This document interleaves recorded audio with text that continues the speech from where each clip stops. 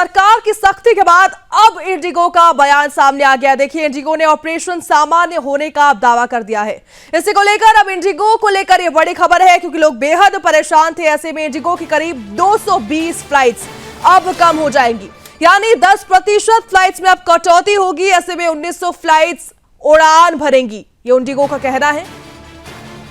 सरकार की तरफ से इंडिगो की उड़ानों में 10% की कटौती कर दी गई है, यानी 220 करीब फ्लाइट्स जो है वो कम हो जाएंगी इंडिगो की। तो देखिए, सिविल एविएशन मंत्री राम मोहन नायडू ने इंडिगो को अब नए आदेश जारी कर दिए हैं। ऐसे में 10% कटौती के बाद सामने आई है, सरकार ने आदेश दिया है।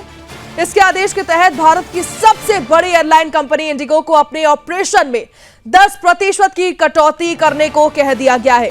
नायडू ने एक एक्स पर पोस्ट में लिखा है कि मिनिस्ट्री इंडिगो के सभी रूट्स में कटौती करना जो है वो बेहद जरूरी समझती है, जिससे एयरलाइन के ऑपरेशन को स्टेबल करने में मदद मिलेगी और कैंसिलेशन भी कम होंगे।